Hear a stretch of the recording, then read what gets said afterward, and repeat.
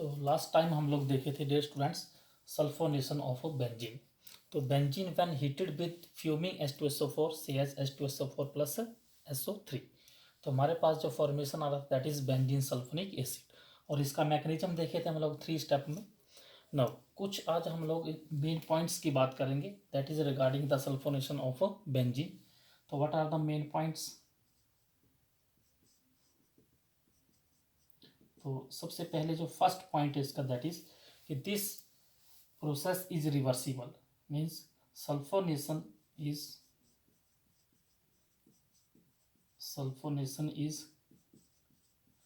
reversible phenomena. Now second point की बात करें अगर हम लोग, that is also very important. In this sulfonation neutral electrophile is used. Neutral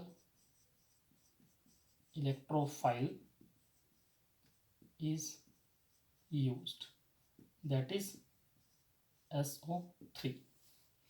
And third point, that is in this mechanism of sulfonation जो second step था, second step is rate determining step, rate determining step. And next fourth point is here primary isotopic effect is observed. Primary isotopic effect observed. Primary isotopic effect का क्या मतलब यहाँ पर? अगर हम लोग जैसे बात करते हैं बेंजीन है हमारे पास, बेंजीन की हर एक पोजीशन में हाइड्रोजन लगा होता है, बेंजीन की हर एक पोजीशन के ऊपर हाइड्रोजन। अगर इस हाइड्रोजन को हम किसी दूसरे आइसोटॉप्स ड्यूटेरियम या ट्रिटियम के साथ सब रिप्लेस कर देते हैं, तब देखने को क्या मिलता है हमें, वो देखते हैं हम।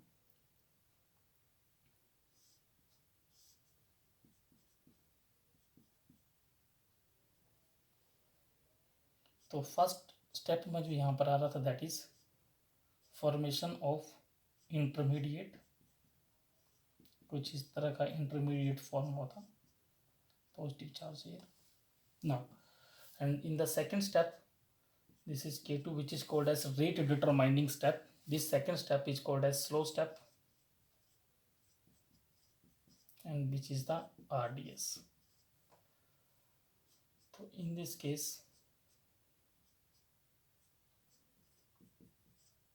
the final product is benzene sulfonic acid. Now अगर यहाँ पर हम लोग फर्स्ट केस की बात करते हैं, case 1,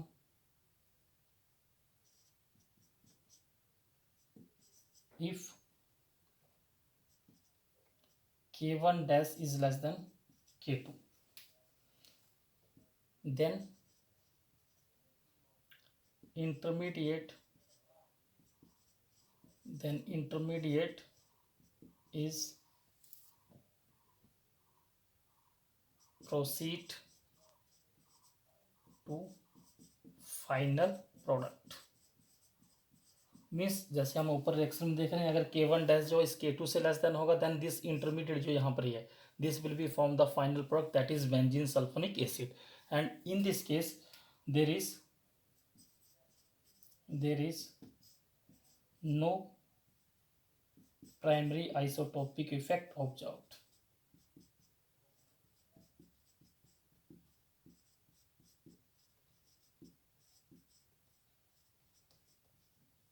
no primary isotopic effect observed. In second case अगर हम बात करते हैं, if K1 dash is greater than K2, then primary isotopic effect observed। Primary isotopic effect observe का मतलब क्या है कि when the reaction will be reverse, अगर ये K1 डैश जो है, this K1 dash is greater than K2, then reaction will be reversed. और ये रिवर्स कब होगा reaction, when be replace this CH, अगर हाइड्रोजन को हम लोग दूसरे आइसोटोप से रिप्लेस कर दिए, जैसे CD एंड CT के साथ, तो यहाँ पर ऑर्डर ऑफ सब्स्टिट्यूशन रिएक्शन जो हमारे पास सल्फोनेशन की हम लोग बात कर रहे हैं, किस तरह से ऑर्डर इसमें लिखा जाएगा। We know that the bond dissociation energy of CT and CT is greater than CH bond.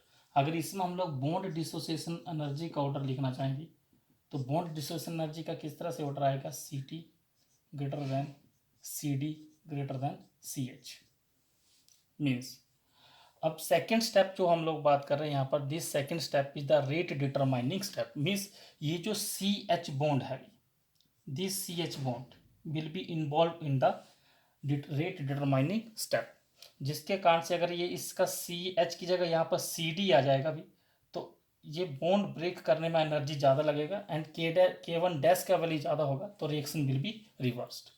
तो अगर हम लोग बात करते हैं what is the rate towards sulphonation, तो सल्फोनेशन रेट किस तरह से लिखा जाएगा इसमें, जैसे हमारे पास ऑप्शन दिया है यहाँ पर benzene,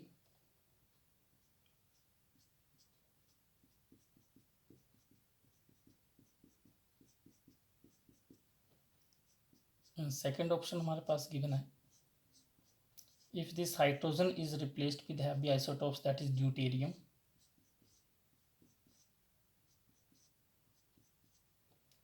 and this is the second, and third हमारे पास given है when hydrogen is replaced with tritium, इस तरह से।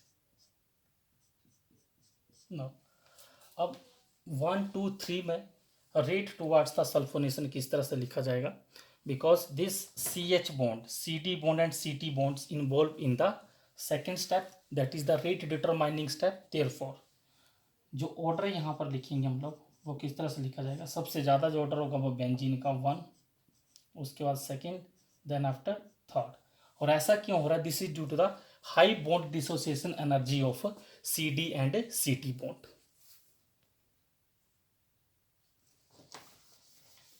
तो नेक्स्ट इसके बाद हम लोग ऑर्डर लिखने के बाद नेक्स्ट पॉइंट की बात करते हैं, द फिफ्थ पॉइंट इज डीसल्फोनेशन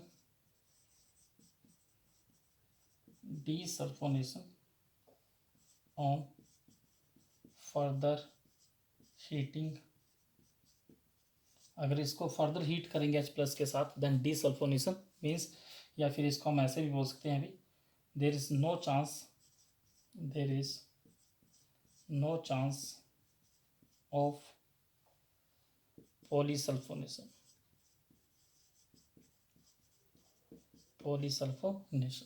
क्या मतलब है इस पॉइंट का, यहाँ पर समझने की कोशिश करते हैं इसको हम।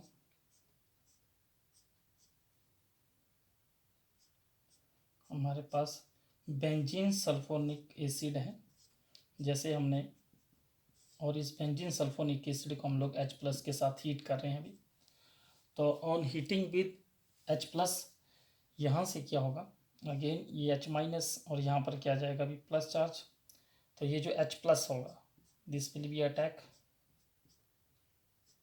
ये H+ यहाँ पर आ जाएगा, अगेन सल्फर और H, और पॉजिटिव चार्ज यहाँ पर आ जाएगा, this will B give the formation of again intermediate, and this intermediate is also resonance stabilized. Now in the next step,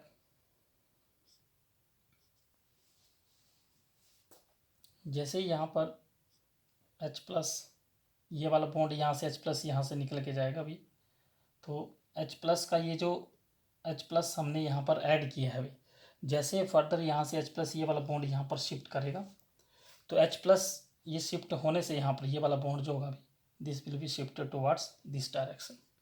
तो अगेन यहाँ पर जो फॉर्मेशन आ जाएगा product, that is benzene plus SO3, means sulphur trioxide gas यहाँ से remove हो जाएगी, निकल जाएगी, और हमारे पास क्या आ जाएगा, बेंजीन। मीन्स अगर हम बेंजीन सल्फोनिक एसिड को फर्दर हीट करते हैं H+ के साथ, then it will be desulphonation takes place.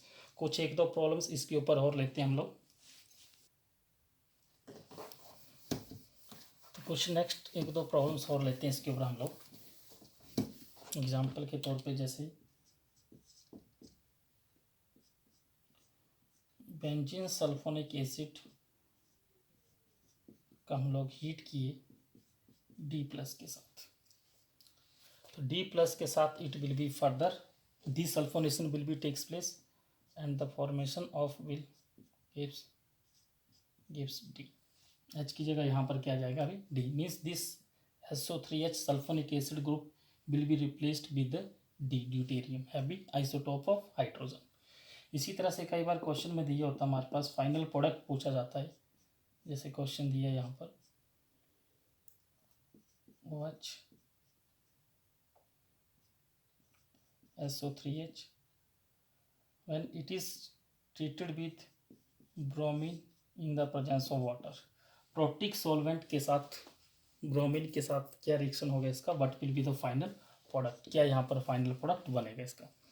तो एक्चुअली जब भी ब्रोमीन वाटर H+ के साथ जब भी हम हीट करेंगे तो सबसे पहले तो यहाँ पर ये डीसल्फोनेशन होगा, और डीसल्फोनेशन होने के बाद जैसे यहाँ पर ब्रोमीन Br+ इलेक्ट्रोफाइल जनरेट होगा, तो ये Br+ इलेक्ट्रोफाइल जो है भी it will B attack all the ortho and para position, because यहाँ पर जैसे ये OH फिनोल है, जैसे H+ के साथ it will B gives the phenoxide ion, और जैसे ये फिनॉक्साइड आयन यहाँ पर बनेगा प्रोटिक सॉल्वेंट्स के साथ O-, it will be activates all the ortho and para position.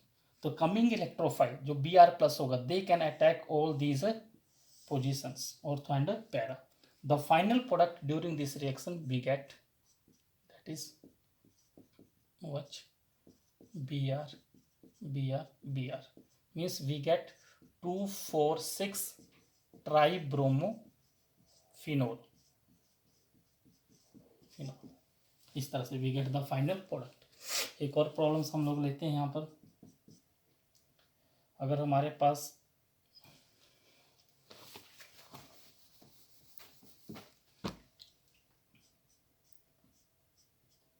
Phenol OH group लगा है और साथ में इसके NO2 ग्रुप लगा है, और यहाँ पर हम लोग इसकी कर रहे हैं फ्यूमिंग H2SO4 के साथ सल्फोनेशन। तो जैसे सल्फोनेशन इसका हम लोग करेंगे तो सल्फोनेशन जो this is the example of the electrophilic substitution reaction. Means जो इलेक्ट्रोफाइल होगा वो कहाँ पर अटैक करेगा, तो इलेक्ट्रोफिलिक सब्स्टिट्यूशन रिएक्शन जो है that will be always takes place according to the more activating group. अगर यहाँ पर हम देखते हैं सबसे पहले बेंजीन में कौन कौन से ग्रुप अटैच है यहाँ पर, तो सबसे पहला एक देखते हैं this is the nitro group. Nitro group has -I and -R, means this the strong deactivating group. तो जो डीएक्टिवेटिंग ग्रुप होता है सब कभी भी उसके अकॉर्डिंगली सब्स्टिट्यूशन नहीं होता है, जो सब्स्टिट्यूशन उसके अकॉर्डिंगली होता है जो बेंजीन रिंग को एक्टिवेट करे। अगर सेकेंड ग्रुप की तरफ हम लोग बात करें, this is the OH group and this OH has -I and +R। तो अगर हम इंडक्टिव और रेजोनेंस इफेक्ट में बात करते हैं then we give the preference for the resonance effect. तो due to this +R effect this OH group will activate this benzene ring. कैसे एक्टिवेट करेगा, because it will be activate all the ortho and para position. जैसे यहाँ पर इसका lone pair यहाँ पर shift करेगा तो यहाँ पर इसके पास नेगेटिव चार्ज ऑर्थो के ऊपर आएगा, देन आफ्टर पैरा के ऊपर आएगा, देन फाइनली अगेन इस ऑर्थो के ऊपर आएगा, बट यहाँ पर क्या है नाइट्रो ग्रुप भी अटैच है। तो अगर हम बात करें तो नेगेटिव चार्ज कहाँ कहाँ पर आ रहा है, एक तो इस ऑर्थो के ऊपर आ रहा है ये पोजीशन है, और दूसरा ये पोजीशन है, और जो कमिंग इलेक्ट्रोफाइल जो होगा वो कहाँ पर अटैक करेगा, कहाँ पर अटैच होगा। अगर हम इस ऑर्थो के ऊपर लगाते हैं पोजीशन के ऊपर तो हम देखते हैं कि 1 2 3 तीनों पोजीशन एक साथ होंगी, और जब तीनों पोजीशन एक साथ आ जाएंगे तो स्टेरिक हिंड्रेंस बहुत ज़्यादा होगा, मीन्स जो प्रोडक्ट होगा उसका स्टेबिलिटी बहुत कम होगा। तो इसलिए जो SO3 इलेक्ट्रोफाइल अटैक करेगा वो कहाँ पर करेगा, इस पैरा पोजीशन के ऊपर करेगा। तो मेनली जो फाइनल प्रोडक्ट हमें जो मिलेगा इस रिएक्शन के accordingly that is this SO3H, means जो सल्फोनिक ग्रुप जो लगेगा that is at the para position. तो this will be the major product according to this reaction. तो this is all about the sulphonation. तो इसी के साथ नेक्स्ट लेक्चर हम अगले टॉपिक के साथ स्टार्ट करेंगे, that is the Friedel craft reaction. तो तब तक ओके, टेक केयर, बाय।